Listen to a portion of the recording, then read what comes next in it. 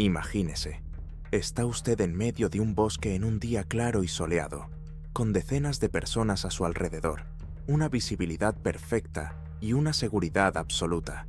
Y de repente, en cuestión de segundos, un hombre desaparece sin dejar rastro, sin gritos, sin rastro, sin explicaciones. Dos guardabosques experimentados en diferentes partes de América, con un tiempo perfecto, en el más seguro de los lugares, acaban de desaparecer de la faz de la Tierra. ¿Qué les ocurrió? ¿Cómo desaparece uno delante de sus colegas y de cientos de excursionistas? Hoy repasaremos las desapariciones más misteriosas e inexplicables de la historia de los bosques de Virginia, que pondrán la piel de gallina incluso a los escépticos más empedernidos.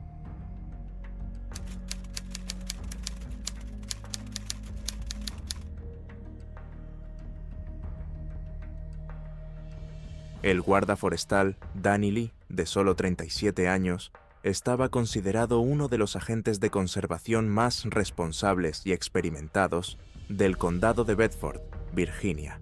Alto, esbelto y de sonrisa amable, era conocido por ayudar a los excursionistas. Conocía de memoria todos los senderos de los alrededores y podía acudir en cualquier momento al rescate de excursionistas perdidos. Colegas y superiores apreciaban su combinación de profesionalidad y tranquilidad, y al propio Danny, en su tiempo libre, le encantaba contar historias sobre la naturaleza a los niños que venían de excursión. Nadie podía imaginar que él, un hombre que arriesgaba su vida a diario por la seguridad de los demás, desaparecería de repente en condiciones casi perfectas en un lugar donde parecía casi imposible desaparecer. Ocurrió el 12 de mayo de 2012, cuando el tiempo era realmente ejemplar. Un día cálido y soleado, temperatura de unos +125 °C, cielo casi despejado, una ligera brisa en las copas de los árboles. La visibilidad era excelente. No había niebla ni amenaza de tormentas o lluvia. Un día normal de primavera, que para muchos turistas y lugareños era el mejor momento para pasear por el bosque y las colinas cercanas. Siguiendo su rutina, Danny y otros dos guardabosques, Scott Martin y Jessica O'Brien, se encontraban cerca de un pequeño puesto de vigilancia situado en el Bosque Nacional George Washington y Jefferson, de por sí un lugar común en Virginia, a unos 40 minutos de la ciudad más cercana.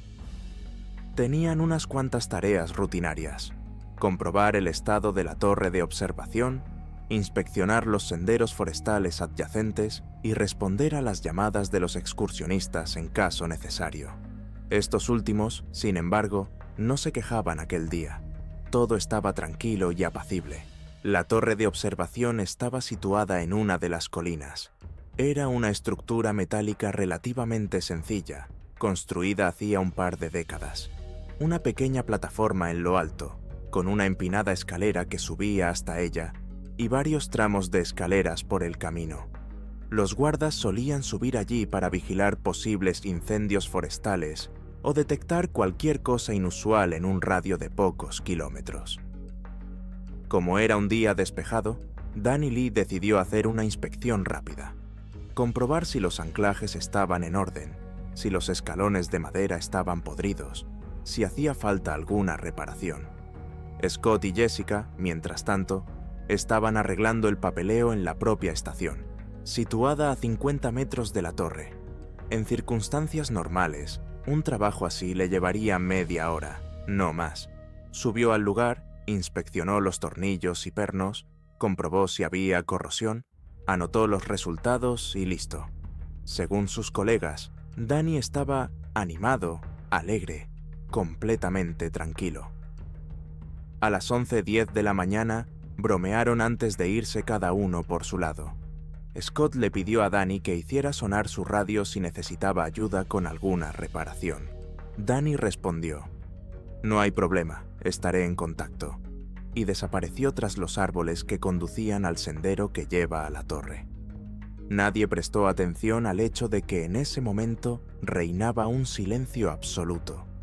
El silencio en sí mismo no era raro en la naturaleza, pero ese silencio pronto se convertiría en parte de la historia más misteriosa en torno a la desaparición del guarda forestal. La última persona que vio a Danny Lee fue esencialmente el propio Scott, asomándose por la puerta de la comisaría unos minutos después. Recuerda a Danny de pie al pie de la torre y mirando hacia arriba. La distancia era de 30 metros, pero la visibilidad era perfecta. Danny llevaba su uniforme estándar de guardabosques, pantalones verdes, camisa parca ligera y gorra, con un walkie-talkie colgado del cinturón. Después, Scott apartó la vista un segundo cuando Jessica se le acercó para preguntarle por su identificación. Cuando miró hacia atrás medio minuto después, no había nadie. Su primer pensamiento fue simple. Danny probablemente había subido a la torre. Scott continuó su diálogo con Jessica sin prestar demasiada atención al hecho de que todo hubiera sucedido tan deprisa. El problema empezó unos 10 o 15 minutos después, cuando Jessica fue a la torre a entregarle unos papeles a Danny. Cuando llegó a las escaleras, lo llamó por su nombre, pero no obtuvo respuesta. Y lo extraño era que no había pasos, ni ruido de botas sobre escalones metálicos, ni sonidos típicos de una persona caminando por esta estructura. Subió a la plataforma, miró a su alrededor. No había nadie. Y desde la torre había una vista maravillosa. El bosque, los caminos, los claros. El día estaba claro. Si el hombre hubiera salido de la torre y caminado hacia la estación, Jessica lo habría visto, o habría estado en la línea de visión de Scott, que permanecía junto al edificio. Pero nada. Era como si Danny se hubiera desvanecido.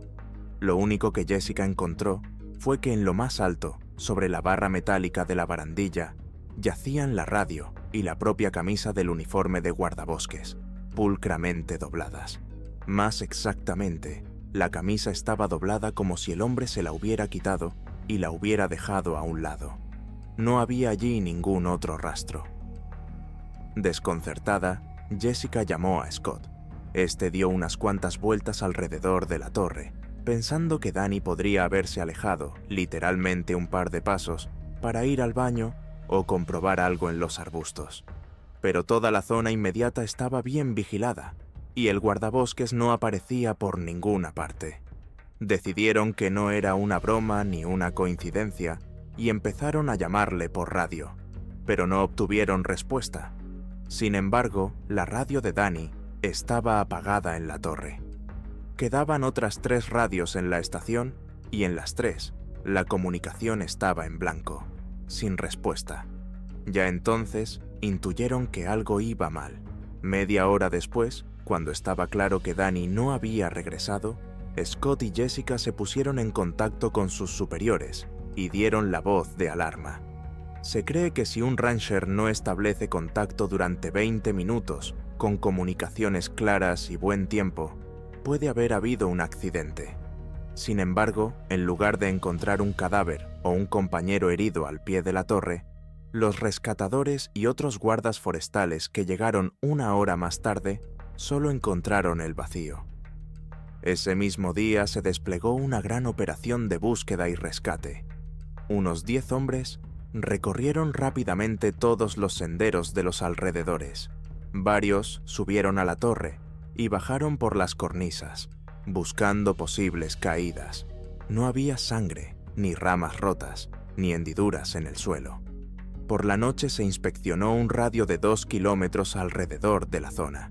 Tampoco había nada. Al día siguiente, 13 de mayo, voluntarios de los distritos locales, expertos caninos y policías se unieron al caso. Empezaron a comprobar la versión. ¿Podría Danny haberse marchado voluntariamente, haber huido? Pero parecía absurdo. En primer lugar, un guarda forestal no puede quitarse el uniforme durante un turno, porque todos sus efectos personales, llaves, teléfono, cartera, estaban en una taquilla de la comisaría. En segundo lugar, era un hombre extremadamente fiable. Sus familiares decían que no tenía problemas, ni deudas, ni deseos de desaparecer. ¿Y cómo pudo pasar desapercibido ante 2 colegas, si el lugar es casi totalmente visible y no hay una densa espesura cerca? El bosque cercano a la torre es ralo. Los árboles crecen a cierta distancia unos de otros. Además es de día, con luz clara. Scott y Jessica miraban literalmente cada pocos segundos para ver dónde estaba Danny. 1 minuto y medio como mucho entre el momento en que había estado junto a la torre y el momento en que se habían dado cuenta de que había desaparecido. La búsqueda continuó, ampliándose día a día. Se trajo un helicóptero para inspeccionar la zona desde el aire, pero el tiempo despejado solo se aprovechó durante las primeras 24 horas, y luego llegaron las lluvias y dificultaron la tarea. Sin embargo, esa primera noche, cuando todo estaba aún relativamente seco, las cámaras de imagen térmica funcionaron, escaneando el bosque de los alrededores, pero no se encontró ninguna figura humana. Los perros, al captar el olor de esa misma camiseta, rodearon la torre y giraron en distintas direcciones, pero al cabo de unos pasos, el rastro desapareció en alguna parte. «Es como si hubiera volado por los aires», dijo uno de los adiestradores de perros, asombrado por la ausencia de rastro de olor. Normalmente, aunque una persona intente escapar, un perro es capaz de seguir su rastro. Todo parece indicar que fue un accidente. Danny pudo resbalar, caer o ser golpeado por alguna estructura. Pero entonces, ¿por qué se quitó la camisa y la dejó cuidadosamente en la barandilla? Y lo que es más importante, el cuerpo habría estado tendido cerca si se hubiera caído desde la altura de la torre. Pero tampoco nadie lo encontró en la parte inferior. La hipótesis traumática no cuadraba. La hipótesis criminal también parecía demasiado fantástica. Secuestrar a un hombre adulto y fuerte de día, delante de sus colegas, y hacerlo de tal manera que nadie oyera ruidos de lucha ni gritos. Además, la carretera más cercana estaba a 1,5 kilómetros, y habría que llevar a Danny hasta allí sin dejar huellas, y el guardabosques probablemente se defendería. Desde el 14 de mayo, la búsqueda adquirió un carácter verdaderamente masivo. Decenas de voluntarios, equipos de rescate, personal de los servicios forestales, agentes de policía, todos acudieron para encontrar a su compañero desaparecido. Recorrieron cada metro cuadrado de bosque, campo, lechos de arroyos poco profundos, buscaron bajo troncos caídos, subieron a cuadrocópteros e intentaron escanear la zona a su alrededor. Incluso se dijo en las noticias que un guarda forestal desapareció a mediodía con un tiempo perfecto, dejando su propio uniforme en lo alto de la torre. Los periodistas buscaron cualquier pista, pero no encontraron ninguna. Las entrevistas con la familia de Danny confirmaron que no tenía tendencias a comportamientos peligrosos, no sufría depresiones, ni bebía, ni tenía problemas de salud. Las autoridades siguieron aferrándose a la versión oficial. El hombre había desaparecido por motivos desconocidos, se estaba buscando. Rápidamente, en la comunidad local y entre los aficionados a las historias de misterio, la desaparición de Danny Lee empezó a calificarse de desaparición repentina, en unas condiciones en las que es casi imposible esconderse sin dejar rastro. Los compañeros de trabajo de Danny, por lo general gente práctica, empezaron a murmurar que ya se habían dado un par de casos misteriosos en algunas partes del bosque en los últimos años. Un excursionista salió a por leña y no volvió, a pesar de que el sendero era corto y despejado. O un pescador desapareció junto al río cuando el agua estaba en calma. Pero entonces siempre tenía alguna explicación lógica. Corrientes, animales salvajes, mal tiempo. Aquí todo apuntaba a que Danny se encontraba en las condiciones más fáciles posibles. No era de noche, ni había tormenta de nieve, ni animales peligrosos. Y de repente, en segundos, había desaparecido. Una semana después, cuando la fase activa de la búsqueda terminó en vano, aparecieron versiones más fantásticas. Algo así como «se metió en otro mundo» o «se lo llevaron los extraterrestres». Por supuesto, la policía oficial no se lo tomó en serio, pero mencionó en sus informes que la ausencia de pruebas es extremadamente rara. La única prueba física era la propia camiseta y el walkie-talkie que dejaron en lo alto de la torre. Los forenses no encontraron nada sospechoso en ellas, ni huellas extrañas ni rastros de sangre. Las mangas de la camisa estaban levantadas, como si se la hubiera quitado rápidamente por encima de la cabeza, y el walkie-talkie estaba cerca, apagado. No está claro por qué estaba apagado. Danny solía mantenerlo encendido en modo de recepción. La familia de Danny, por supuesto, seguía esperando que lo encontraran. Quizás se había herido y había perdido la memoria, pero una semana siguió a la siguiente, sin llamadas ni rastro de él. La policía comprobó los hospitales de los condados vecinos, preguntando si había aparecido algún paciente indocumentado. Nada. A finales de mayo se cancelaron las labores de búsqueda y rescate. Ni cuerpo, ni persona viva, ni rastro. Pasaron los meses, pero no se hizo ningún progreso. Scott y Jessica, y todos los guardabosques de la estación, experimentaban un shock psicológico. Su amigo, profesional, persona respetada, había desaparecido. Era imposible seguir trabajando sin mirar cada vez hacia la torre, sin recordar a Danny Lee de pie junto a la escalera en un día despejado. Un año después, el caso seguía abierto y colgado en las bases de datos policiales bajo el epígrafe «Desaparecido». Desaparición inexplicable. Los padres del guardabosques, su hermano y su exmujer, insistían en que las autoridades mantuvieran sus redadas periódicas, pero daba igual. Ninguna información.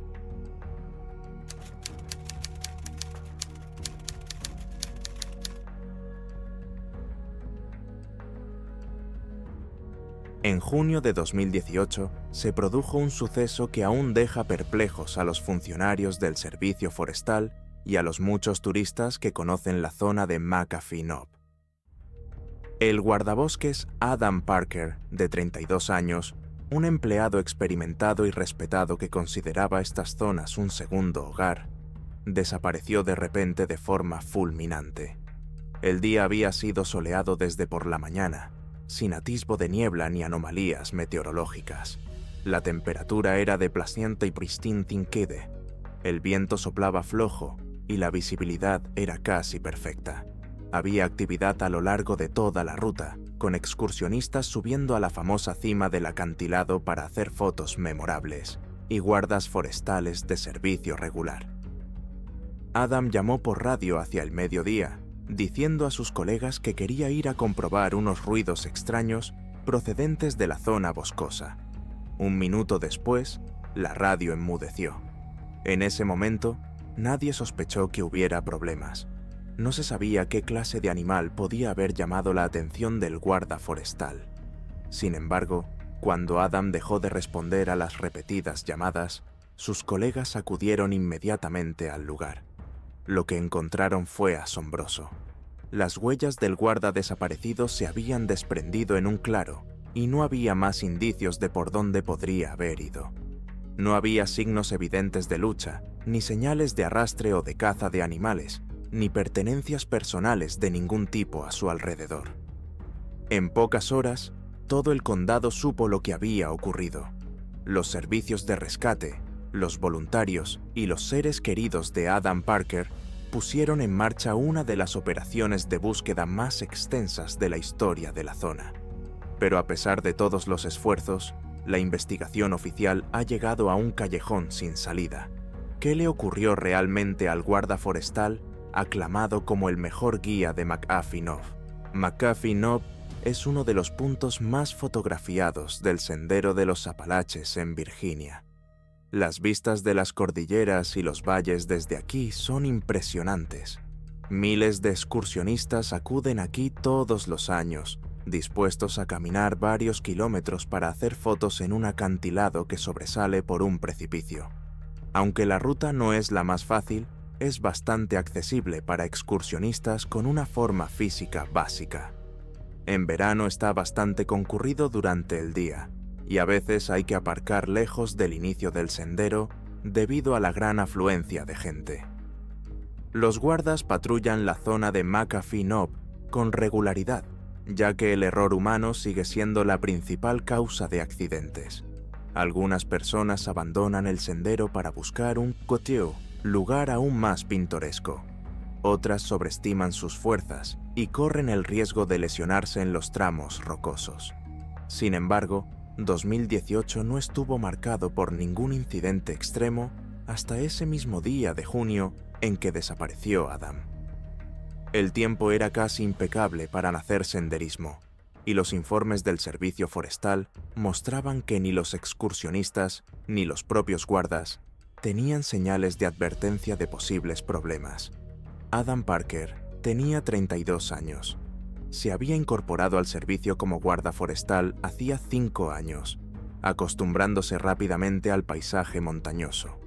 Colegas y conocidos le describían como un hombre alegre y amable que podía encontrar puntos en común con todo el mundo, desde excursionistas experimentados hasta familias con niños. Adam era un excelente guía de montaña.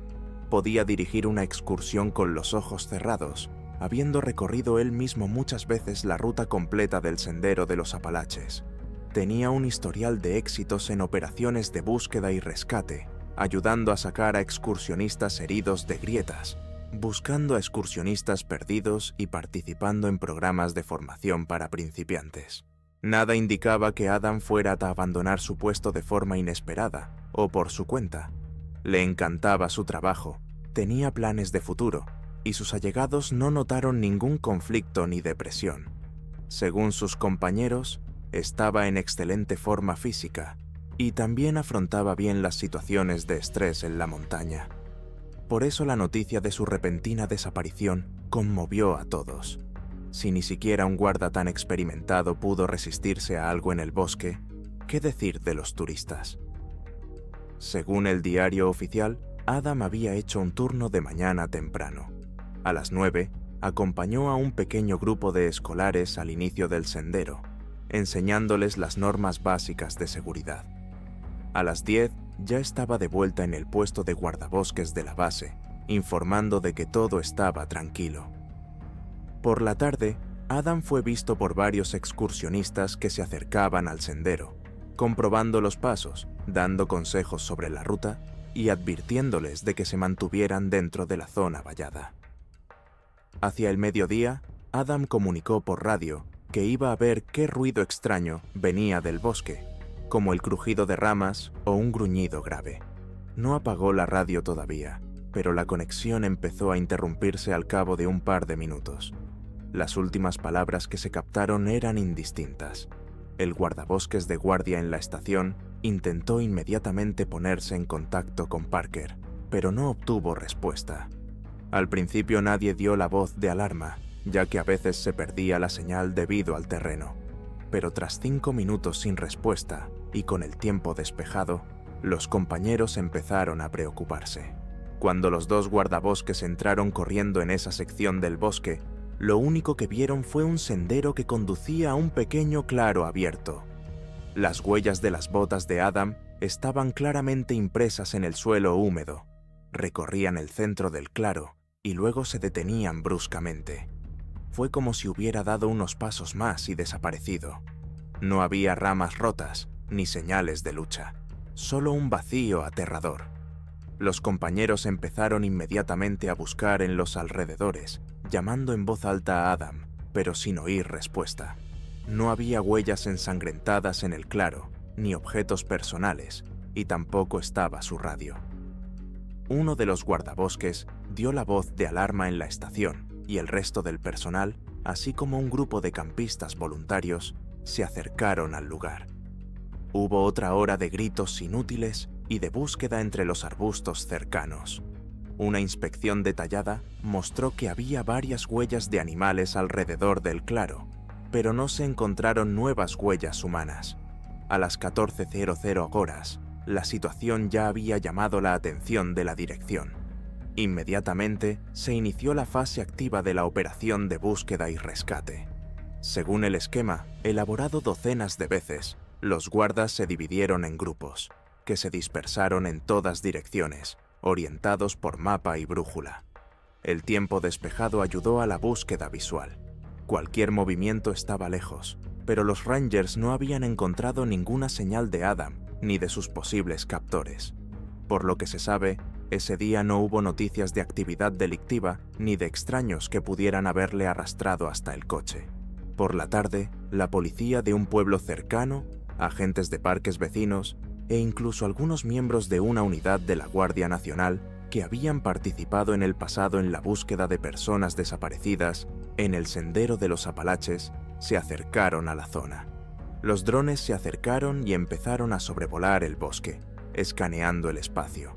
La visibilidad desde el aire con tiempo soleado era excelente, pero las cámaras no captaron nada como ropa tendida, una persona herida o alguna huella atípica.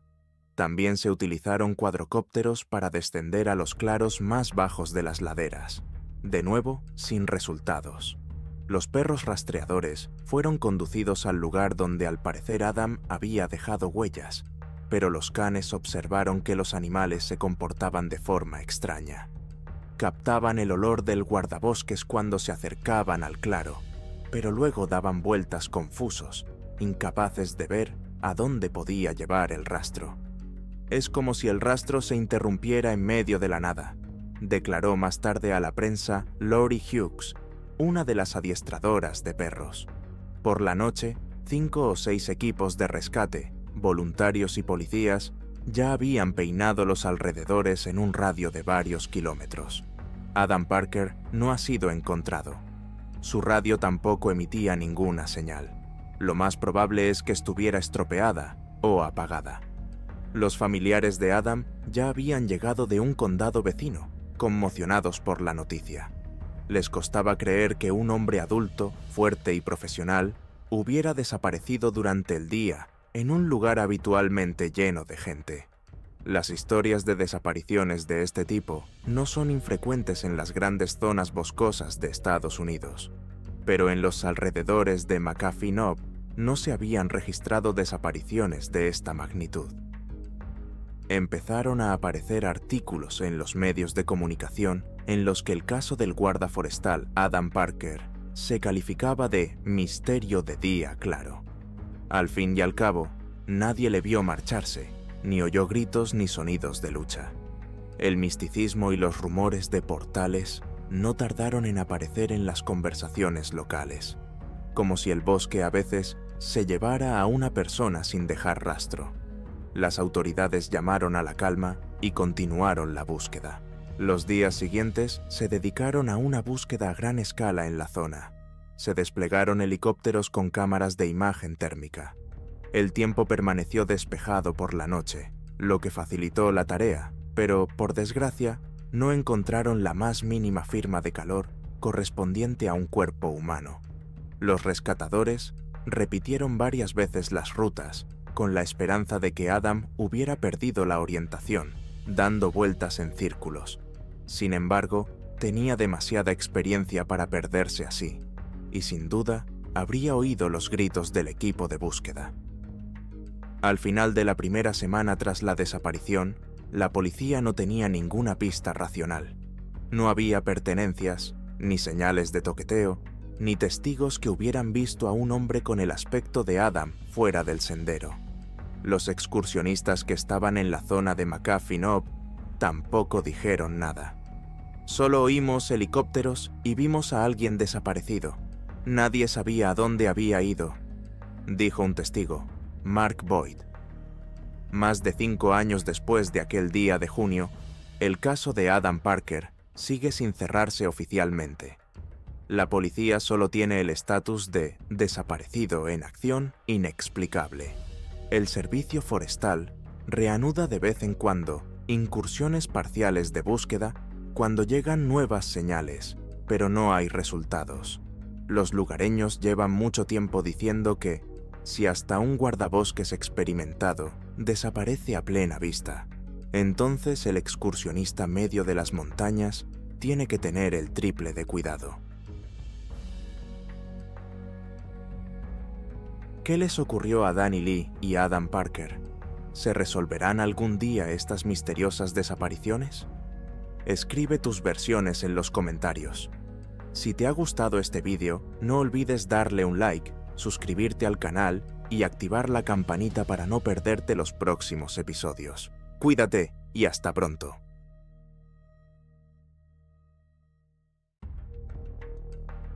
¿Y si te dijera que hay lugares donde la gente desaparece literalmente en segundos? Sin luchar, sin dejar rastro, sin una sola explicación. Guardas forestales experimentados que conocían los senderos de montaña como la palma de su mano, simplemente se vaporizaban delante de sus colegas.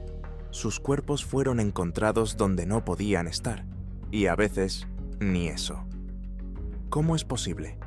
¿Por qué el bosque se lleva por delante a las personas más experimentadas y formadas? Hoy conocerás 3 historias estremecedoras sobre las desapariciones más misteriosas de guardabosques en Estados Unidos, que te helarán la sangre. Prepárate. Después de ver este vídeo, nunca volverás a mirar el bosque de la misma manera.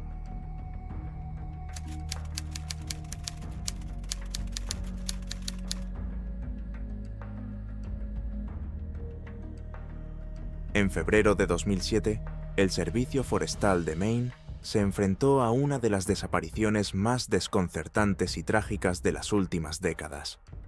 Un guarda forestal de 40 años, llamado Paul Burton, desapareció literalmente ante los ojos de sus colegas. Mientras patrullaba una zona de senderismo de montaña, fue a comprobar el estado de un sendero. Las comunicaciones con él se cortaron y una repentina tormenta de nieve ocultó cualquier prueba. La situación se complicó por el duro clima del norte del estado, donde el tiempo en las montañas puede cambiar a la velocidad del rayo.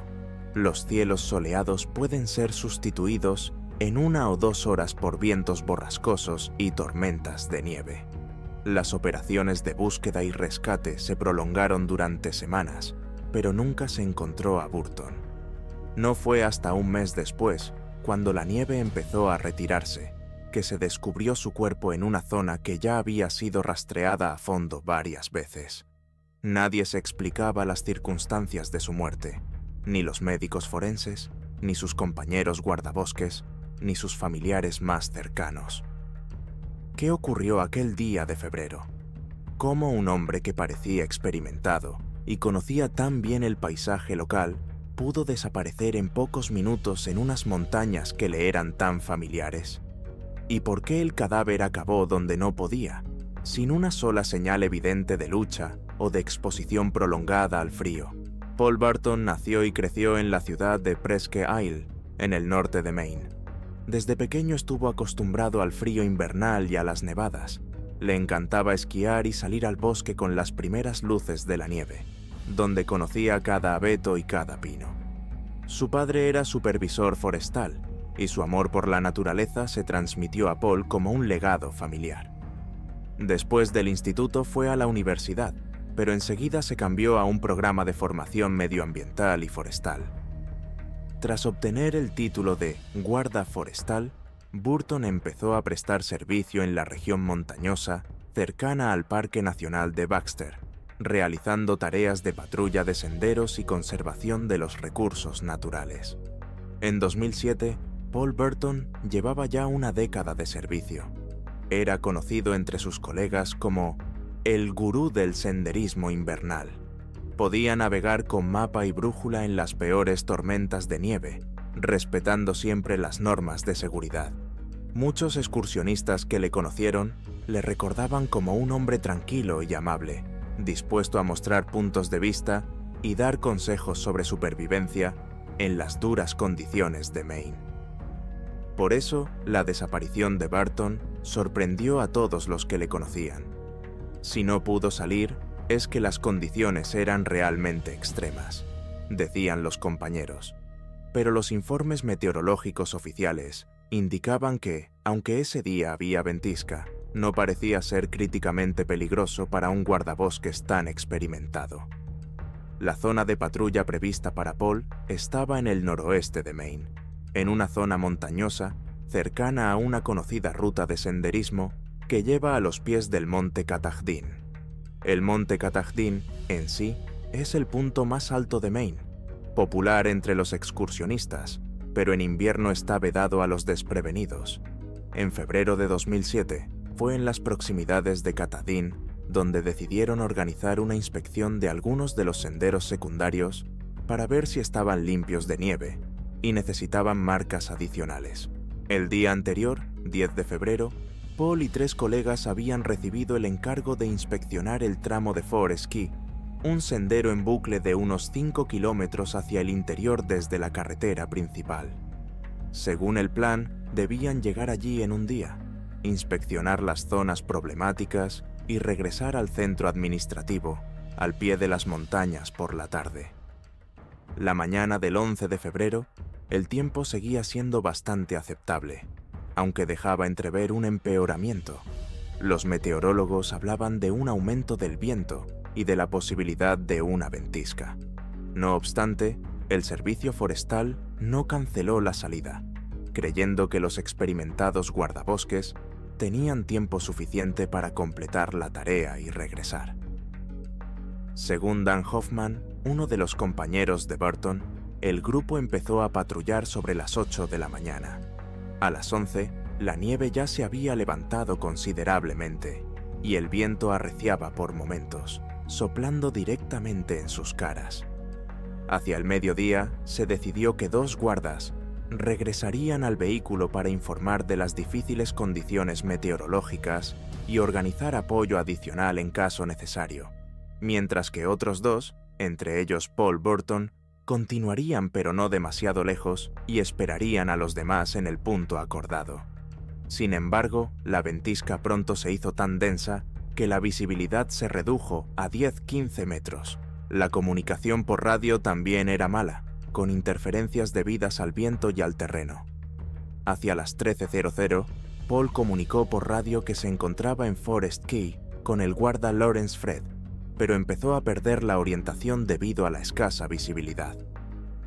«Vamos a intentar cortar por la ladera oeste, hace menos viento», comunicó Paul por radio. Al cabo de un cuarto de hora, Lawrence hizo una breve conexión, diciendo que Paul se había quedado rezagado durante un rato y que se había desviado para mirar un sendero lateral, pero que sin duda volvería al punto de encuentro acordado. Paul Burton no volvió a comunicarse. Cuando Lawrence se dio cuenta de que Paul no regresaba, intentó avanzar en dirección contraria, llamándole por radio y de viva voz, pero la ventisca casi ahogaba todo sonido y los remolinos de nieve eran confusos. Hacia las 3 de la tarde, Lawrence consiguió salir a la carretera y se reunió con los demás guardas forestales. Ya entonces se sospechaba que Paul había desaparecido, pero las condiciones se volvieron tan duras que resultó imposible buscarlo por completo ese mismo día. Oscurecía pronto y la visibilidad cercana a cero amenazaba con poner en peligro también a los rescatadores. Por ello, no se inició una rápida operación de búsqueda y rescate hasta la mañana del 12 de febrero, cuando amainó la tormenta de nieve. Pero no se pudo encontrar a Burton ni el primer día de búsqueda ni en los días siguientes. La policía local, voluntarios de las comunidades cercanas e incluso un equipo de voluntarios especializados en aludes se unieron a la búsqueda de Paul Burton. Aunque los aludes son poco frecuentes en los senderos de Maine en febrero, no se descartaron los desprendimientos de nieve o rocas. Helicópteros con cámaras térmicas surcaron los cielos, tratando de encontrar señales de una persona viva en la nieve. Desgraciadamente, las tormentas, que duraron varios días, complicaron seriamente cualquier operación aérea, y las nubes bajas a veces bloqueaban completamente la vista. Cuando las condiciones meteorológicas mejoraron, los rescatadores recorrieron los bosques cuadrado por cuadrado, dejando banderas y marcas en los árboles, para no repetir la búsqueda en lugares ya revisados. Muchos esperaban encontrar al menos rastros de una tienda de campaña, una mochila o ropa que pudiera haberse caído en caso de congelación.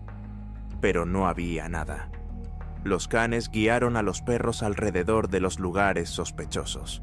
Los animales captaron el olor de las pertenencias de Paul, pero se quedaron aislados en el bosque tras apenas 200 metros, como si hubiera volado en helicóptero. bromeaban los voluntarios con amarga ironía. A mediados de febrero, las esperanzas de encontrar a Burton con vida seguían vivas, pero el tiempo deparaba inexorablemente más sorpresas de frío. Las temperaturas nocturnas descendían hasta los 20 de Gracieco. Las tormentas de nieve diurnas eran sustituidas a veces por vientos cortantes que oscurecían incluso las huellas más profundas.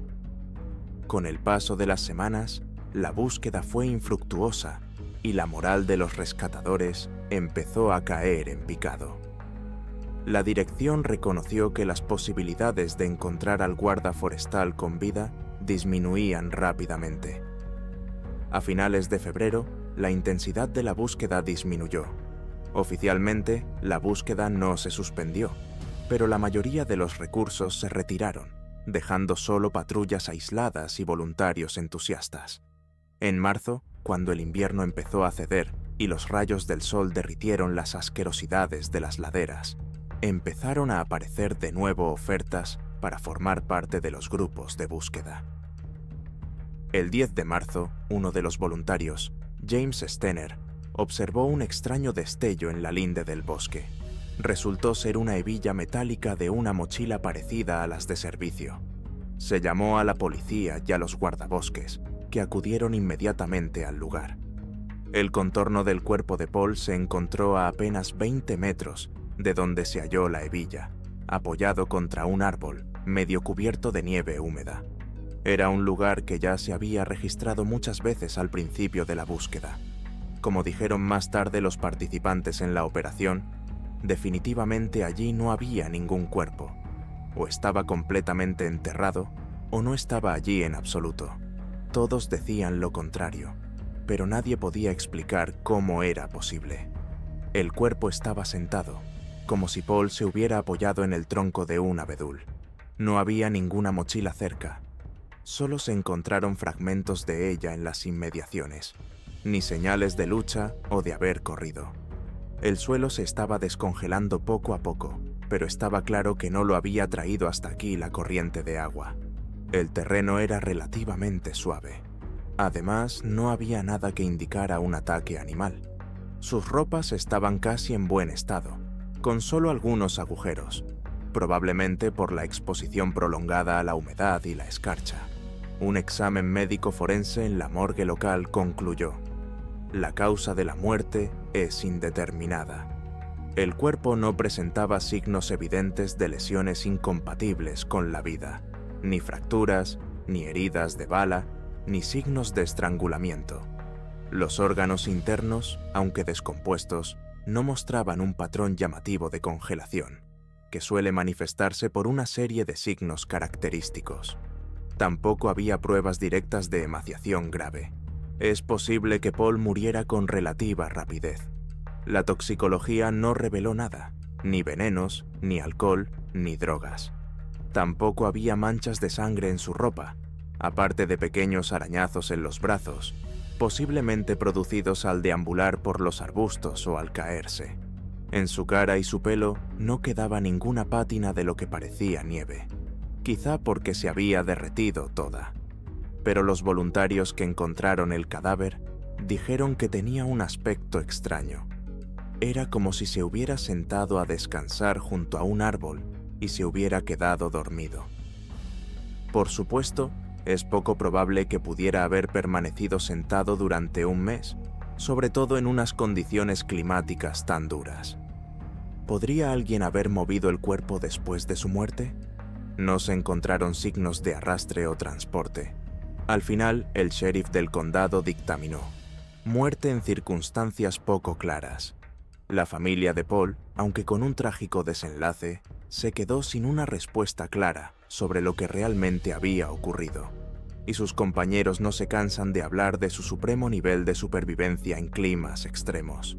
Si Paul no pudo soportarlo, es que había algo más que una ventisca ahí fuera, observó escéptico un antiguo colega.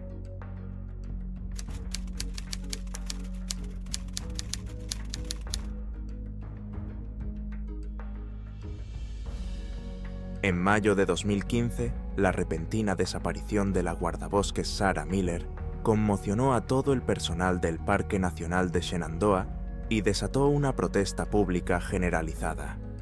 La mujer, de 36 años, que había trabajado para Nature Conservancy durante muchos años, simplemente no se puso en contacto a la hora acordada. Más tarde, sus compañeros descubrieron su tienda vacía. La puerta estaba descorrida y sus efectos personales, incluidas armas y documentos, permanecían intactos en el interior. Lo único que faltaba era la propia Sarah. Al parecer, sus huellas iban desde la tienda hasta la linde más cercana del bosque y luego desaparecieron, como si alguien las hubiera borrado o cortado. Ningún ruido, ni un solo testigo de su salida del campamento. Nacida en Virginia, Sarah Miller se caracterizó desde muy joven por su amor a la naturaleza y la vida salvaje. Según su familia, soñaba con ser guardabosques o guardabosques para ayudar a preservar la belleza de la naturaleza salvaje para las generaciones futuras. A los 25 años, Sarah se incorporó al servicio de parques de Shenandoah y poco a poco fue accediendo a puestos de mayor responsabilidad. En 2015 ya había acumulado una gran experiencia. Conocía los senderos de montaña y los bosques del parque prácticamente de memoria. Tenía un excelente sentido del terreno y estaba acostumbrada a los impredecibles cambios meteorológicos. Sus colegas describen a Sarah como una persona equilibrada, en buena forma física y, en general, prudente. Había realizado un curso de supervivencia en la naturaleza, sabía utilizar un arma y siempre la llevaba en las patrullas. Así que la teoría de una desorientación accidental o de que la pillaran desprevenida les parecía a todos muy poco probable. Ella misma mencionaba a menudo en la conversación que ser guarda forestal no solo era una responsabilidad, sino también un privilegio: ver la belleza del Parque Nacional todos los días. Según los registros oficiales, en los primeros días de mayo de 2015, Sarah salió por su cuenta a dar un paseo autoguiado por una de las zonas del parque donde el tráfico de turistas suele ser intenso en primavera. La tarea consistía en revisar varios campings y refugios a lo largo de los senderos de montaña. Sarah iba a pasar la noche y volvería a la estación de guardaparques por la mañana para rellenar un informe. El tiempo estaba despejado, con temperaturas que alcanzaban los 222 de Quintagrasta durante el día y descendían por las tardes, pero no demasiado frías. Los meteorólogos no auguraban lluvias ni tormentas importantes.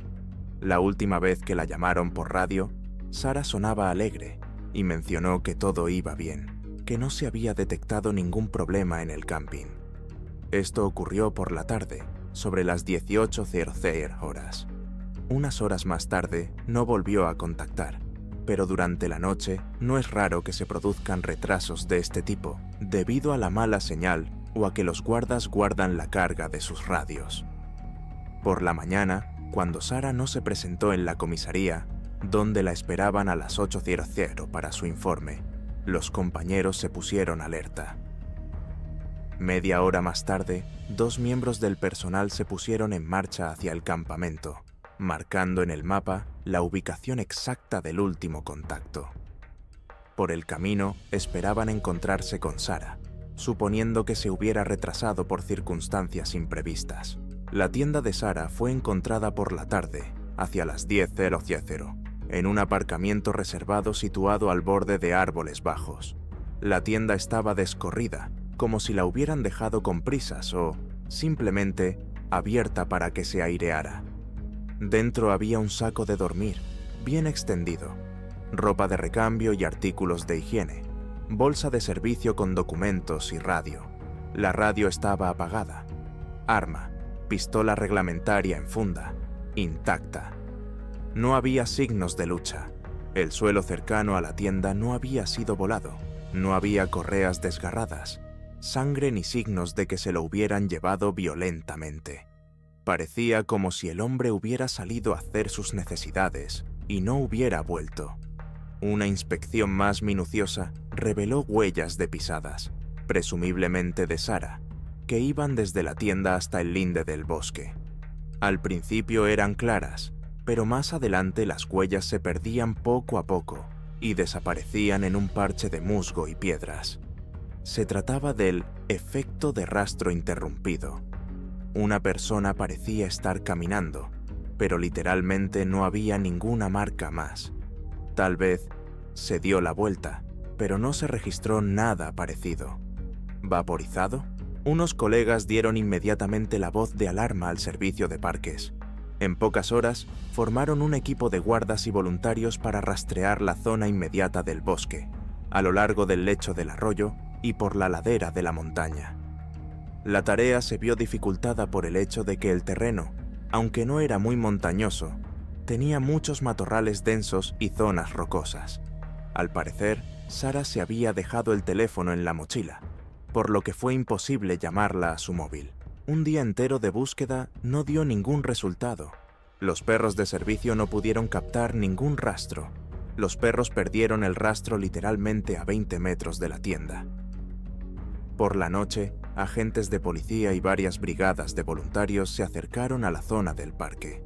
Conectaron un dron para observar desde el aire si había huellas recientes o alguna coincidencia ridícula.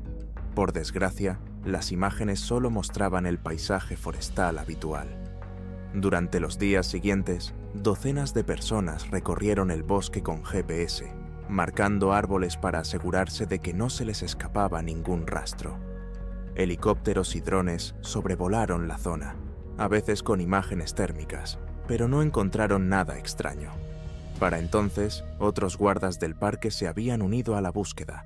La desaparición de Sara había calado hondo en la comunidad conservacionista. No se registraron huellas, pertenencias, fragmentos de ropa ni sonidos de gritos o forcejeos. Las cámaras de vídeo del aparcamiento, una pequeña cámara en la entrada, mostraron que nadie entró ni salió del campamento durante la noche, aunque la cámara no cubría toda la zona, sino solo parte del camino. Sin embargo, los informes policiales señalaban que había muy pocas cámaras allí y que el ángulo de visión era pequeño, por lo que la persona desaparecida podría haberla eludido. Una semana después, las autoridades del parque y la policía del distrito de Rockingham anunciaron que pasaban a la modalidad de búsqueda asistida. La etapa principal se había completado sin resultados. Comenzaron a difundirse distintas versiones. Algunos creían que Sara podría haberse marchado por su propio pie, pero sus compañeros y familiares lo negaron categóricamente. Ella amaba su trabajo. No había nada que indicara una crisis psicológica. Además, ¿por qué dejar atrás su pistola y todos sus efectos personales? Sugiere secuestro o violencia. Pero no hay señales de lucha ni testigos. La cámara no captó intrusos y la tienda no parecía saqueada. ¿Podría haber caído en una grieta, un río, haber sido arrastrada? No hay grandes ríos de montaña en esta zona, y el lecho del río es poco profundo. Se ha comprobado todo, nada. Los padres de Sara Miller, que viven en un condado vecino, estaban conmocionados por lo ocurrido. Su padre concedió repetidas entrevistas a las televisiones locales, rogando a cualquiera que viera algo sospechoso que lo denunciara a la policía. Pero la línea de emergencia solo recibía informes dispersos y sin confirmar, que no ayudaban en la búsqueda. Durante varios meses, los voluntarios volvieron a salir periódicamente al bosque, organizando grupos de búsqueda espontáneos. Desgraciadamente, esto tampoco tuvo éxito. Al final, el caso de Sara Miller siguió abierto y se la sigue buscando como persona desaparecida.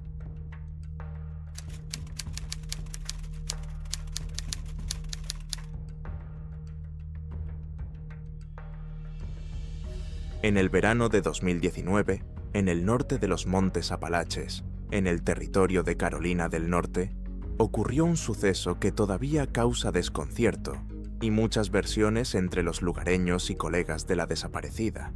El guardabosques Michael Green, de 44 años, que contaba con una considerable experiencia patrullando senderos de montaña, desapareció literalmente delante de sus compañeros, dejando tras de sí únicamente un walkie-talkie tirado en medio del sendero.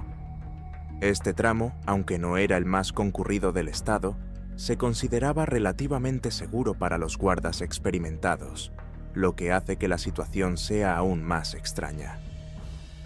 Michael Green nació en un pequeño pueblo del sur de Virginia, pero pasó la mayor parte de su vida en Carolina del Norte, donde empezó a prestar servicio como ranger. Era un hombre duro, físicamente robusto, que conocía las montañas como la palma de su mano. Sus colegas lo describían como un hombre tranquilo y considerado que amaba la naturaleza, y a menudo organizaba mini excursiones para turistas que querían conocer de cerca la belleza de los bosques locales. Sus tareas incluían comprobar el estado de los senderos, hacer cumplir las normas de acampada y ayudar a los viajeros que se perdían. En julio de 2019, Michael contaba con 15 años de experiencia trabajando en la conservación de espacios naturales. Durante ese tiempo, se había enfrentado a muchas situaciones desafiantes, desde rescatar a personas durante desprendimientos de nieve hasta ahuyentar osos callejeros cerca de campings. Su impresionante experiencia hizo que su desaparición fuera aún más sorprendente. Según los informes oficiales de la policía local y del servicio forestal, el 22 de julio de 2019, Michael y sus dos compañeros, Brian Hayes y Liz Hartwell, realizaban una patrulla rutinaria en un tramo de sendero de la vertiente norte de los Montes Apalaches, en Carolina del Norte. El tiempo era cálido y despejado, alrededor de +28 km/h, y la visibilidad era excelente. A la hora de comer, habían recorrido la mayor parte de la ruta prevista y decidieron regresar al punto donde habían aparcado los jeeps de la empresa. Según el testimonio de Brian y Liz, hacia las 15:00, Michael se había quedado unas decenas de metros atrás, diciendo algo así como: «Esperaré aquí, quiero volver a comprobar el sendero lateral». Le contestó por radio: «Vale, pero no tardes mucho, tenemos que irnos pronto». Michael respondió con calma, sin un atisbo de alarma. En ese momento, sus colegas vieron su figura en un tramo abierto del sendero, a solo 50 metros de distancia. Se adelantaron solo medio minuto, conscientes de que el guarda forestal del sendero seguramente los alcanzaría. Pero cuando Brian se volvió, 1 minuto y medio después, Michael ya no estaba donde estaba. La visibilidad nos permitía distinguir detalles hasta en los árboles sin arbustos espesos entre ellos, relató Brian más tarde. Parecía que en 1 minuto, Michael podría haberse apartado ligeramente del camino. ¿Pero por qué? Sus compañeros le llamaron por radio, pero no hubo respuesta. Decidieron volver al lugar. La radio de Michael estaba tirada en el sendero, justo en medio de él, y el dueño había desaparecido sin dejar rastro. Michael llevaba su mochila encima, su arma, pistola reglamentaria. También estaba con él, pero nada de eso estaba tirado por ahí. No había crujidos entre los arbustos, ni ruidos de lucha, ni rastro de sangre. Al darse cuenta de que algo iba mal, Brian y Liz dieron inmediatamente la alarma por radio y pidieron refuerzos. En menos de 40 minutos, otros 4 guardabosques habían llegado a la zona y estaban rastreando los alrededores, llamando a Michael y escuchando si hacía alguna señal con la voz o con un silbido. Pero el bosque estaba en completo silencio. Solo se oía el canto de los pájaros. Al principio pareció que el experimentado guarda forestal podría haber retrocedido solo un paso y haberse caído en una grieta poco visible o bajo un talud. Pero una inspección visual no reveló nada de eso. El sendero en aquel lugar llevaba por un terreno relativamente llano y seguro. No había precipicios ni zanjas profundas. Otra opción, Michael podría haber sido agarrado por alguno de los delincuentes o personas que deambulaban por el lugar. Pero incluso en este caso, los hechos eran contradictorios. No había ruidos ni señales de lucha, y el bosque, con buena visibilidad, no habría dado a los secuestradores ninguna posibilidad de acercarse sigilosamente sin ser vistos. Los colegas solo se preguntaban incesantemente: ¿qué pudo pasar en ese minuto y medio en que quitamos los ojos de encima? Durante el día, se montó una operación de búsqueda y rescate en toda regla. Al anochecer, ya habían llegado varias docenas de voluntarios, quinólogos con perros. Los perros de servicio, que habían olfateado el uniforme de repuesto de Michael, siguieron el rastro por el sendero, pero al cabo de unos cientos de metros, empezaron a dar tumbos y a perder el rumbo. Fue como si se hubiera desvanecido en el aire, dijo uno de los adiestradores.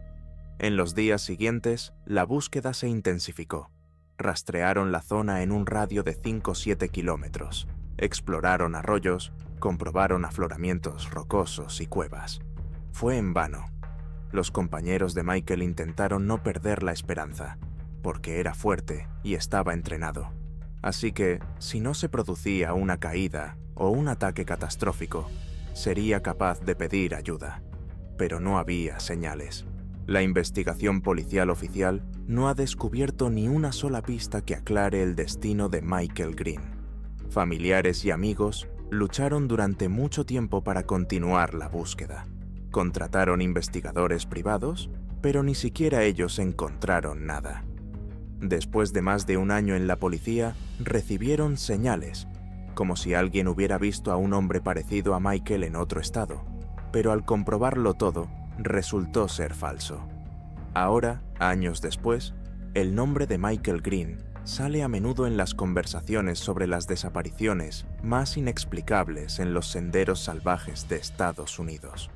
Los compañeros de cada turno recorren mentalmente la misma ruta, imaginando que Michael les sigue.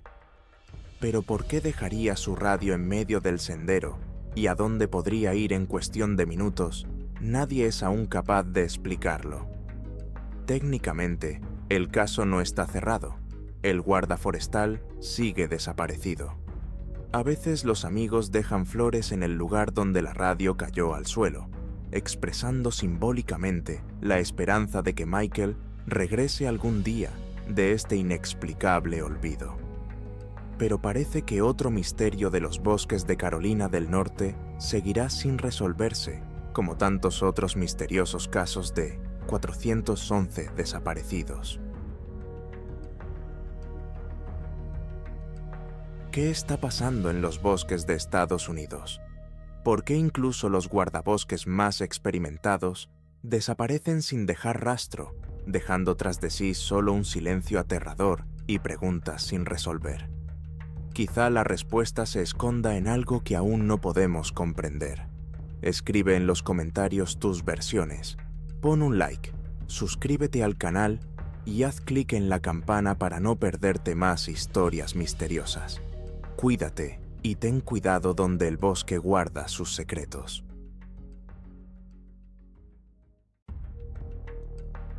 El monte Katahdin, en Maine, es famoso entre los turistas no solo por sus impresionantes vistas, sino también por su exigente terreno, capaz de poner a prueba las habilidades incluso de los escaladores más experimentados.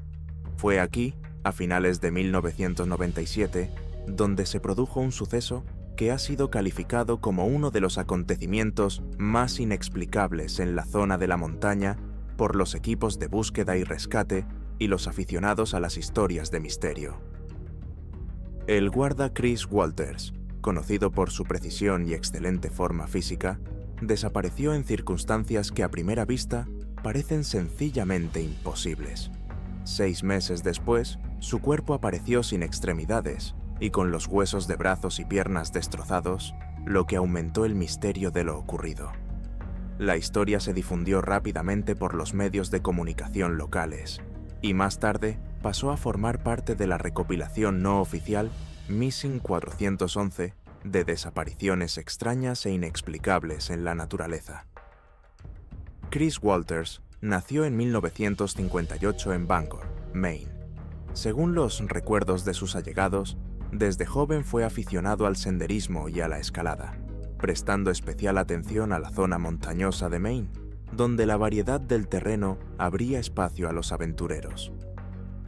Tras graduarse en la universidad, Chris trabajó durante varios años para empresas de viajes comerciales, organizando excursiones y escaladas en los alrededores del monte Katahdin.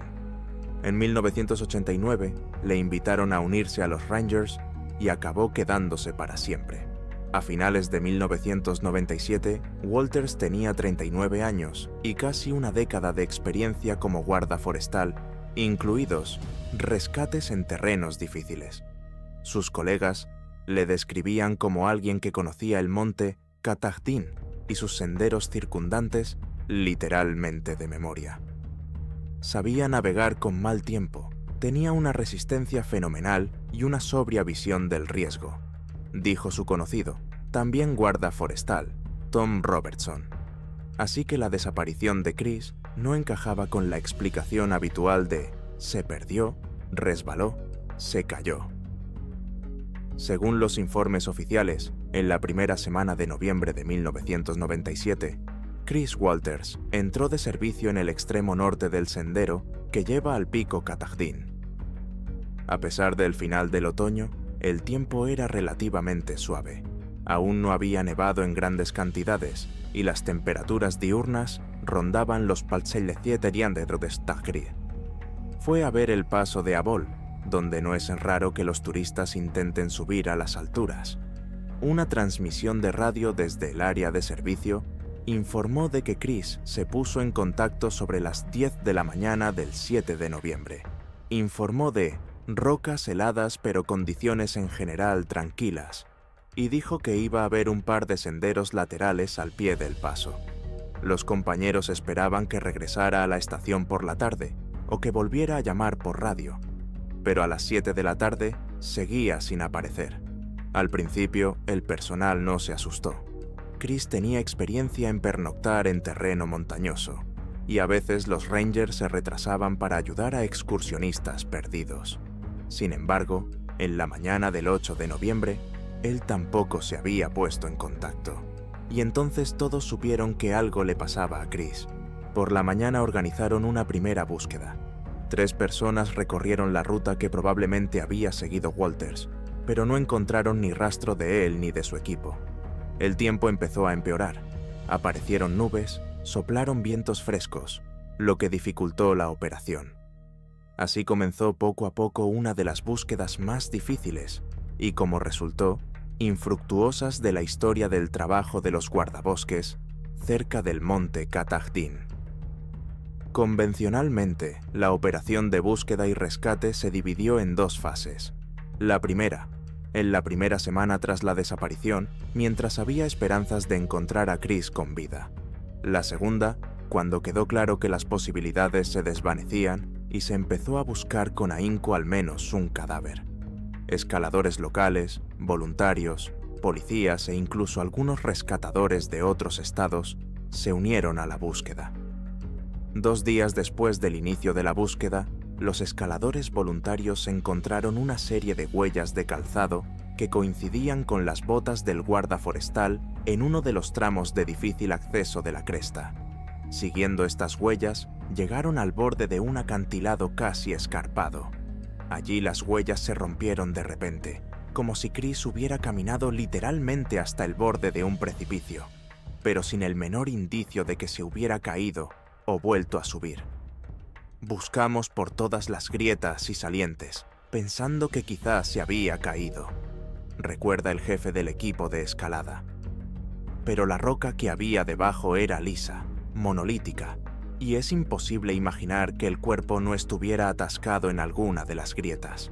Al mirar hacia abajo, los rescatadores no vieron ropa, ni fragmentos de equipo, ni sangre. Nada en absoluto que indicara que el hombre se había caído. Algunos alpinistas, sospechando que se trataba de un rastro abandonado, revisaron también las laderas vecinas, sin resultado alguno.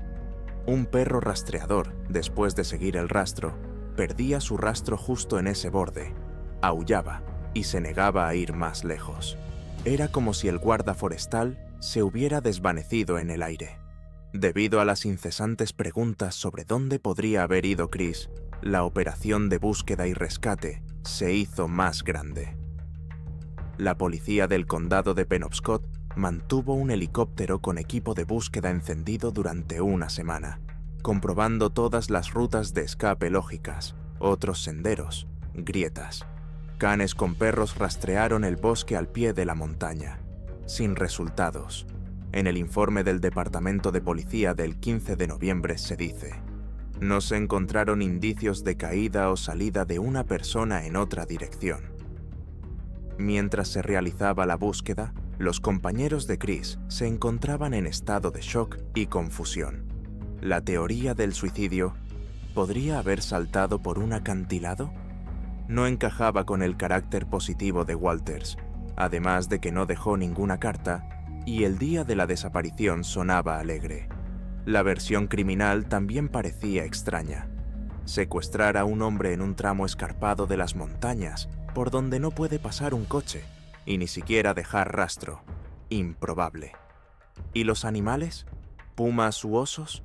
Pero no había huellas de ningún depredador, y mucho menos una bestia arrastraría a su presa hasta el borde del acantilado. Como resultado, a finales de noviembre se suspendió la búsqueda activa. Se notificó oficialmente a los familiares que Chris estaba desaparecido, y la investigación oficial no fue concluyente. Muchos se preguntaron qué podía haber pasado en el monte Katahdin. La verdadera conmoción se produjo a finales de mayo de 1998, cuando el deshielo abrió algunas zonas del terreno montañoso antes inaccesibles. Un grupo de entusiastas de la escalada, preocupados por la situación de Walters, decidieron explorar de nuevo las tierras bajas y los campos de pedregales bajo esa misma roca. Esperaban ver, tal vez, restos de ropa. Y, efectivamente, una mañana se toparon con un hallazgo siniestro: fragmentos de un cuerpo humano. Llamaron a la policía y expertos forenses llegaron al lugar e identificaron, a partir de los registros dentales y otras características adicionales, que se trataba de los restos de Chris Walters. Más concretamente, un torso y una cabeza, sin extremidades. Faltaban brazos y piernas, y algunos de los huesos estaban destrozados. Desde el principio, se planteó una serie de preguntas sin explicación fácil. ¿Cómo acabó el cuerpo donde se encontró repetidamente? Las inspecciones anteriores de la zona por escaladores no habían arrojado ningún hallazgo, ni una gota de sangre, ni fragmentos de ropa. Por lo tanto, o bien el cuerpo no estaba allí, o lo trajeron más tarde. Pero, ¿dónde fueron a parar las extremidades? ¿Fueron arrancadas por animales? El examen forense demostró que algunos de los restos óseos presentaban extrañas lesiones, como si estuvieran destrozados. No parecía típico de un depredador común. Pero, ¿por qué nadie había olido antes el cadáver? ¿Podría haber yacido bajo una gruesa capa de nieve? Aún así, los fragmentos de hueso parecían demasiado frescos para medio año de descomposición, y cierta cantidad de tejido estaba momificado. Los expertos tuvieron que admitir que la forma en que se infligieron las lesiones no permite afirmar inequívocamente la acción de animales salvajes. Al mismo tiempo, no había rastros de cortes evidentes típicos de las armas blancas, y otras lesiones óseas parecían puñaladas o fuertes golpes con un objeto contundente. Se ha especulado con la posibilidad de que el cuerpo sufriera primero un fuerte impacto mecánico y luego fuera arrojado a una grieta y arrastrado por las aguas tras el deshielo. Cuando la presencia de los restos confirmó oficialmente que Chris Walters había muerto, la policía reabrió la investigación. Técnicamente se trataba de una sospecha de asesinato, ya que el tipo de lesiones parecía demasiado inusual. Pero, de nuevo, era imposible descartar por completo una caída. Podría haber caído desde una gran altura sobre rocas afiladas que le destrozaron partes del cuerpo. Sin embargo, algunos expertos señalaron que una caída desde un acantilado aún habría dejado otras lesiones, y los huesos no habrían sido destrozados por alguien además. ¿Y dónde están los fragmentos de ropa, la mochila, el equipo? No se encontró nada. La versión de la naturaleza. Los depredadores destrozaron el cuerpo. Pero, ¿qué clase de depredadores pueden aplastar tan limpiamente los huesos de los brazos y las piernas, dejando el torso? Los rescatadores argumentaron: incluso un oso, Si hubiera tropezado accidentalmente con el cadáver, no habría actuado de forma tan selectiva. Además, 6 meses de pelaje o marcas de garras podrían haber sobrevivido. Pero no se encontraron. El fiscal del condado de Penobscot intentó interrogar a conocidos, compañeros de trabajo y familiares de Chris, pero nada indicaba un móvil o amenazas criminales contra él. Tampoco se encontró rastro del otro hombre en el lugar de los hechos. Los cazadores y guías locales dijeron que nunca habían oído hablar de tales mutilaciones infligidas por la fauna común del bosque. A mediados de 1998, la policía había denunciado una muerte extraña en circunstancias poco claras. Oficialmente, el caso seguía abierto, pero en realidad todos los hilos conducían a un callejón sin salida. No había pruebas que apuntaran al asesino ni a la causa exacta de la muerte. La familia y los amigos de Chris erigieron una pequeña placa en el Parque Nacional, cerca del inicio del sendero donde solía trabajar. Sus colegas mencionaban a menudo lo cuidadoso y atento que era Chris. No podían aceptar la teoría de que había subido arbitrariamente a una zona inaccesible desde donde se cayó.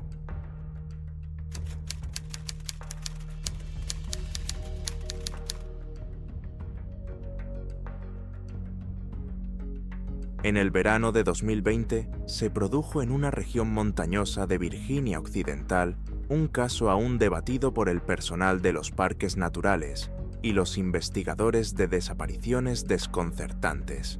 Jake McKenna, de 27 años, un joven guardabosques en ciernes, desapareció sin dejar rastro mientras controlaba un sendero a lo largo de un sinuoso río, una zona considerada siempre fácil de patrullar. La última transmisión de radio antes de su desaparición añade aún más niebla. No se trataba de un discurso definido, sino de sonidos ininteligibles, más parecidos a crujidos o murmullos. Jake McKenna nació en Virginia Occidental y desde niño creció entre paisajes montañosos y vastos bosques. Según su familia, siempre adoró la naturaleza y soñaba con dedicar su vida a la conservación de los bosques o a ayudar a los excursionistas. Tras licenciarse en Ciencias Ambientales en la universidad, se incorporó a un parque local como guarda auxiliar y en 2020 ya era supervisor a tiempo completo en uno de los tramos más pintorescos del río Greenbrier y sus senderos circundantes. Colegas y amigos han caracterizado a Jake como una persona responsable y positiva. Su lema de vida, "La naturaleza no perdona los descuidos", se confirmaba allá donde iba, ya que a menudo instaba a los excursionistas a permanecer en los senderos señalizados y mantenerlos limpios. Al mismo tiempo, Jake era muy sociable, bromeaba mucho, invitaba a sus compañeros de trabajo a pescar y a pernoctar en tiendas de campaña. La desaparición de semejante entusiasta y experto del terreno conmocionó a sus conocidos.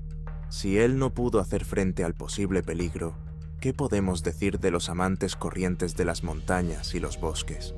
La desaparición tuvo lugar el 14 de agosto de 2020, cuando Jake entró de turno hacia las 8 de la mañana. Su misión consistía en comprobar el cauce de un afluente del río Greenbrier e inspeccionar varios kilómetros de senderos utilizados a menudo por los pescadores.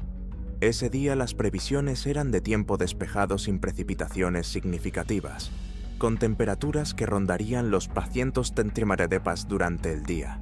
La humedad era alta, como es habitual en la región, pero no había peligro de tormentas ni vientos huracanados. A mediodía, Jake informó por radio de que todo estaba en calma a lo largo del río. Unos pocos pescadores en el agua, todo es legal, tienen licencias. Según su compañero, Jeff Carmichael, no se percibía alarma alguna en la voz de Jake.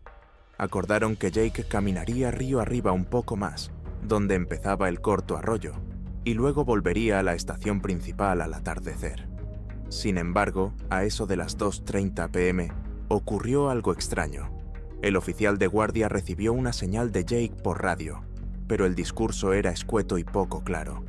En lugar del habitual informe de su paradero, se oían crujidos, murmullos, como si el hombre hablara a través de un crujido o del viento. Era imposible distinguir las palabras, solo un sonido vago. Alarmados, Jeff y otro compañero, Mark Henshaw, decidieron ir urgentemente al lugar donde creían que podía estar Jake. El tramo de sendero a lo largo del arroyo no era demasiado difícil, orillas suaves en su mayoría, con ocasionales peñascos rocosos, pero sin abismos profundos ni remolinos traicioneros. A las 16 de enero habían llegado a esta sección, buscando señales de la presencia de McKenna. Fue entonces cuando divisaron una mochila cerca de la orilla y un poco más lejos, el walkie-talkie de Jake. Según Mark, parecía que había dejado la mochila y el walkie-talkie con cuidado para que no se mojaran. La mochila contenía todo lo que suele llevar un guarda forestal: papeles, un mapa de la zona, una botella de agua y objetos personales. Lo único que faltaba era un arma y un teléfono, que al parecer Jake tenía, o al menos debería tenerlos. Sin embargo, Jake no aparecía por ninguna parte. Los compañeros buscaron en los bosques cercanos y en el lecho del arroyo. El agua fluía lentamente, y con el nivel relativamente bajo del río en agosto, las posibilidades de ahogarse sin dejar rastro parecían mínimas. El lugar no parecía peligroso. No había ningún río embravecido que pudiera llevarse de repente a un hombre. Además, si Jake se había metido realmente en el agua, ¿por qué se había dejado el walkie-talkie? Al darse cuenta de que algo iba mal, Mark se puso en contacto con la comisaría y al anochecer, un equipo de guardabosques, voluntarios y policías locales había llegado a la zona.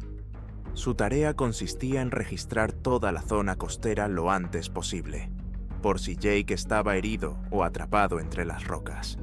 Los perros de servicio pudieron captar el olor de Jake, pero rápidamente le perdieron la pista en algún lugar cerca de la orilla del agua. Una búsqueda nocturna no dio ningún resultado.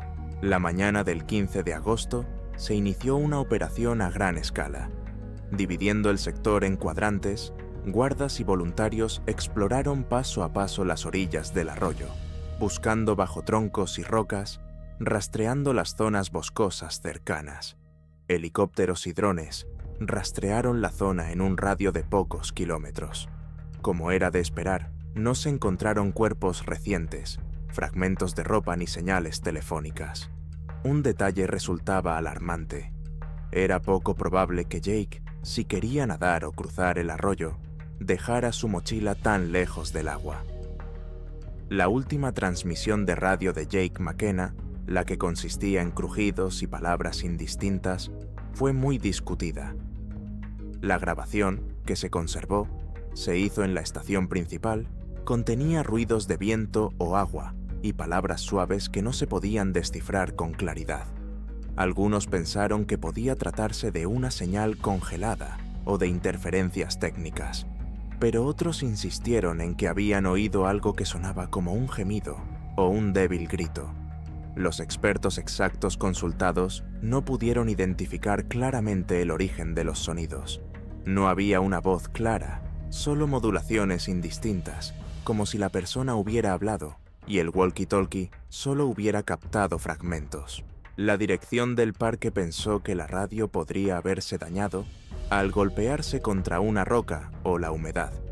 Sin embargo, no se encontró donde habían estado las botas y la mochila, lo que sugiere que Jake aún la llevaba consigo. Si hemos de creer los registros, el último mensaje llegó sobre las 14:30 horas. 90 segundos después, se cortó y no hubo más señales de McKenna. Tras 2 semanas de búsquedas continuas en las que participaron decenas de personas, el sheriff del condado y las autoridades del parque anunciaron el fin de la fase activa. Se rastreó la zona varias veces. Se involucró a buzos para sondear las partes profundas del río, aunque son pocos. El resultado fue nulo. Ningún cuerpo, ninguna persona viva, ninguna pista nueva. Oficialmente, Jake McKenna figura desde entonces como desaparecido, y el caso sigue abierto. Familiares y amigos siguieron reuniéndose en las orillas del arroyo durante algún tiempo, esperando al menos algún indicio.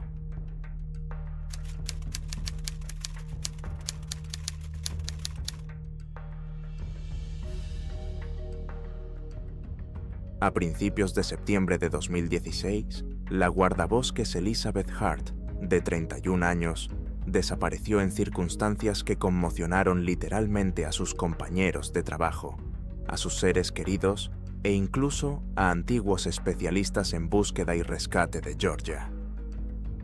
Elizabeth, que prestaba servicio en una de las reservas naturales del norte del estado, era conocida como una mujer responsable, fiable y dedicada a las actividades al aire libre.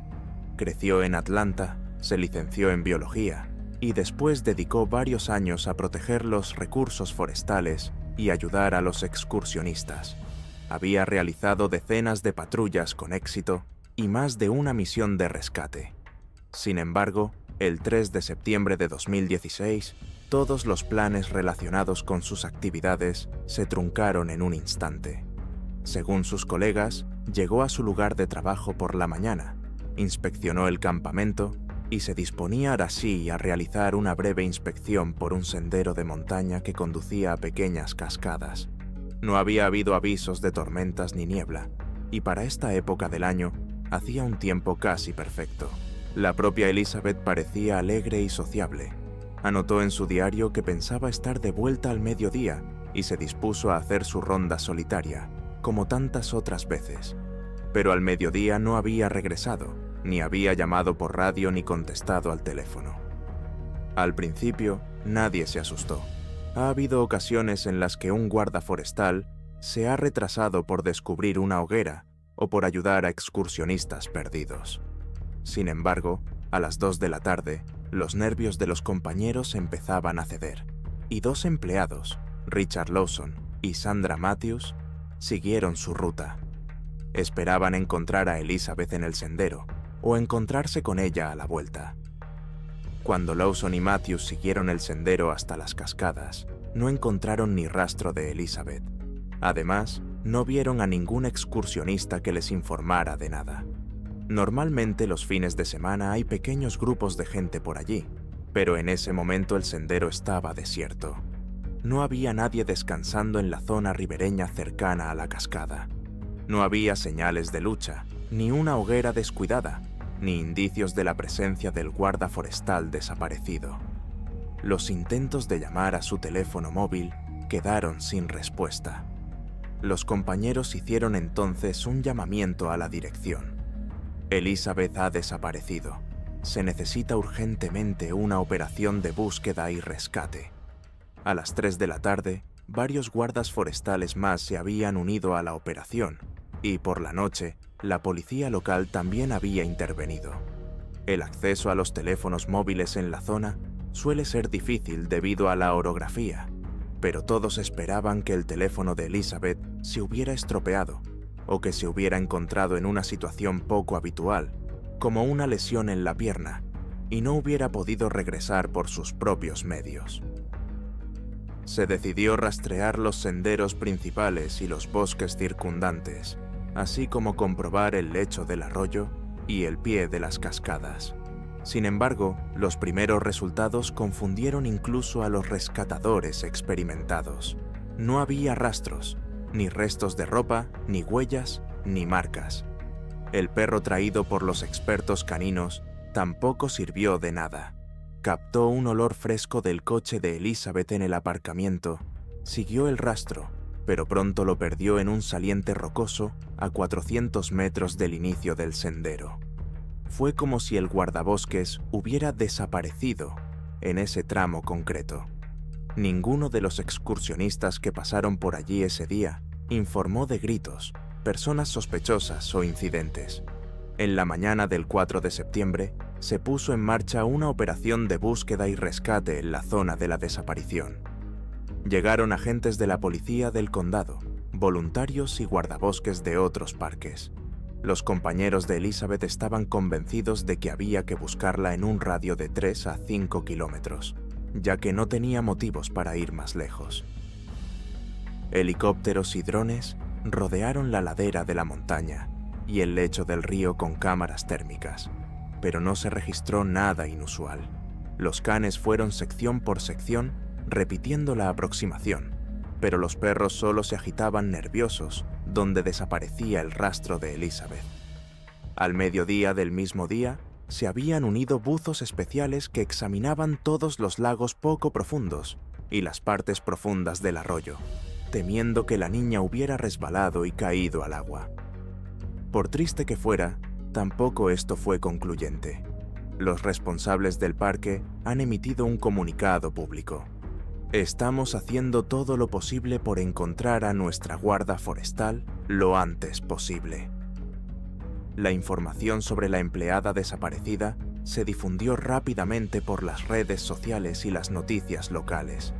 Los padres y amigos de Elizabeth no querían creer que pudiera haber muerto o haberse escondido voluntariamente, ya que iba en contra de su estilo de vida y su carácter. Cada día que pasaba, la pregunta no hacía más que crecer. ¿Cómo es posible que una persona con tanta experiencia y conocimiento del terreno desapareciera en un día despejado, caminando a menos de 1 kilómetro del inicio del sendero? Ni las bestias, ni los salientes resbaladizos podían explicar la ausencia total de huellas. El tiempo pasaba y los resultados seguían siendo nulos. El 10 de septiembre, las operaciones continuaron con menos entusiasmo, alternando entre voluntarios y guardas forestales. Una y otra vez, la gente volvía al saliente rocoso donde se había perdido el rastro, examinando cada metro de maleza. No había nuevas pistas, solo desesperación. Los padres de Elizabeth se mantuvieron en contacto con la policía, concediendo entrevistas a la prensa y mostrando fotos de su hija, por si alguien la había visto en algún otro lugar. Al final de la segunda semana, la mayoría de los equipos de rescate llegaron a la triste conclusión. Probablemente la mataron por alguna razón desconocida, y no podemos encontrar su cuerpo.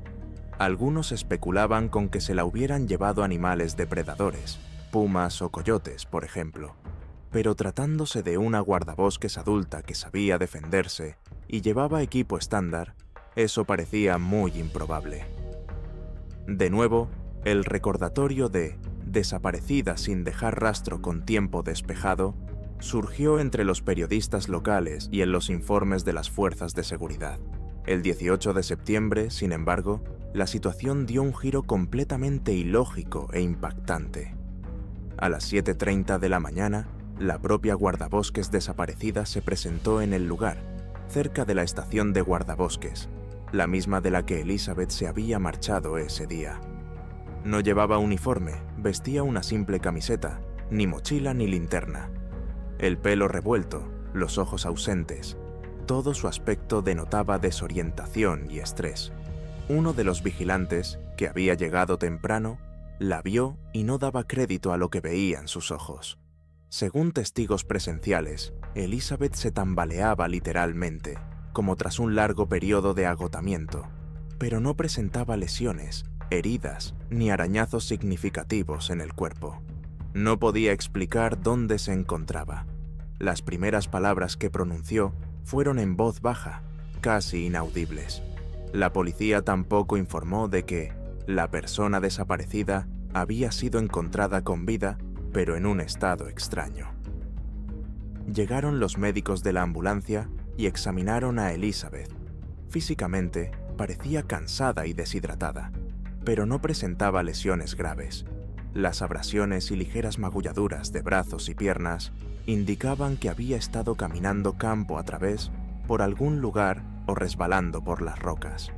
Los médicos registraron una frecuencia cardíaca elevada, signos de hipotermia leve, incluso en un clima bastante cálido, y un estado psicológico descrito como profunda desorientación y reacción de estrés. El hospital realizó análisis de sangre y orina en busca de drogas, alcohol, toxinas, todos negativos. No había signos de intervención violenta ni de abuso sexual o físico. Las hormonas estaban ligeramente alteradas, probablemente debido al agotamiento. Tampoco se encontraron enfermedades que pudieran causar amnesia. Parece que el hombre había pasado por mucho estrés y por estar sin suficiente comida ni agua, dijeron los médicos. Cuando los agentes de policía intentaron preguntar a Elizabeth por los detalles, contestó secamente: confundida sobre tiempos y lugares. Recuerdo haber ido a las cascadas y luego el vacío. No sé dónde estaba. Algunos destellos de luz, árboles, noche. Sentía que no estaba sola, pero no veía a nadie. Sus recuerdos se interrumpieron en el momento en que se volvió detrás de un saliente rocoso, al oír supuestamente un ruido o una voz. La policía abrió un caso, sugiriendo que se había producido un secuestro o una retención ilegal, pero no se encontraron testigos que vieran el coche o a personas extrañas en la zona del parque. Elizabeth nunca fue vista en tiendas, gasolineras ni ningún otro lugar, según las grabaciones de vídeo. La policía comprobó sus facturas telefónicas y tarjetas bancarias, sin actividad. El patólogo que la examinó en el hospital confirmó que no hubo violencia ni señales de esposas o cuerdas. La investigación del lugar de su repentino regreso tampoco dio pistas. Las cámaras del aparcamiento no funcionaban en ese momento por problemas técnicos, y solo había una cámara anticuada alrededor del poste, que grababa parte de la calle, pero Elizabeth salió de la esquina sin ser captada por el objetivo. Preguntarle a ella misma cómo había vuelto fue inútil. Cuando le preguntaron cómo había caminado esas pocas decenas de metros sin ser vista, se limitó a encogerse de hombros como si estuviera en estado de shock. El psicólogo al que invitaron a verla dio un diagnóstico de trabajo de amnesia disociativa debida a un fuerte factor estresante. Pero nadie sabe cuál fue ese factor. Al fin y al cabo, estaba en un estado de ánimo normal antes de desaparecer, en un lugar tranquilo. Lo único que se sugirió fue algún tipo de incidente externo, que no dejó ninguna prueba directa ni explicación lógica. Poco después, cuando la prensa se enteró de su regreso, hubo una oleada de discusiones. Algunos lo calificaron de milagro enviado por Dios, otros de extraña abducción alienígena. En diversos foros relacionados con desapariciones inexplicables, el caso de Elizabeth Hart se incluyó inmediatamente en las listas de desaparecidos 411, en las que las personas desaparecen como en otra realidad y luego aparecen de repente en lugares familiares sin recordar nada. Los colegas de la Ranger Hart tenían opiniones divididas. Algunos se solidarizaban de forma amistosa. Ha pasado una mala racha, necesita apoyo. Otros insinuaron que podría haber montado su propia dramatización para llamar la atención. Pero tales afirmaciones encajan mal con el carácter de Elizabeth y la falta de beneficio de toda la historia. Ante la insistencia de su médico de cabecera y su psicólogo, Elizabeth descansó en casa de sus padres durante cerca de un mes, tratando de recuperarse. No se le detectó ninguna enfermedad peligrosa. Pasaron 6 meses y, de hecho, el caso Hart nunca avanzó. Sus padres se resignaron a que su hija hubiera sido encontrada con vida. Dijeron que era mejor no saber lo que había, si eso la ayudaba a recuperarse mentalmente. Los compañeros del parque recordaban su desaparición casi como un mito. Desapareció durante 15 días con tiempo despejado y luego volvió por su propio pie, y nadie sabe dónde estaba. ¿Qué está pasando por aquí? ¿Por qué desaparecen sin dejar rastro guardas forestales experimentados, cuyos cadáveres aparecen a veces con heridas inexplicables, o regresan de repente sin recordar nada de lo sucedido? Tal vez haya algo acechando en estos bosques que aún no podemos comprender. Si tienes tus propias teorías, públicalas en los comentarios. Dale un like a este vídeo, suscríbete al canal y activa las notificaciones para ser el primero en enterarte de nuevas historias de misterio. Cuídate y recuerda, el bosque esconde muchos más secretos de los que podemos imaginar.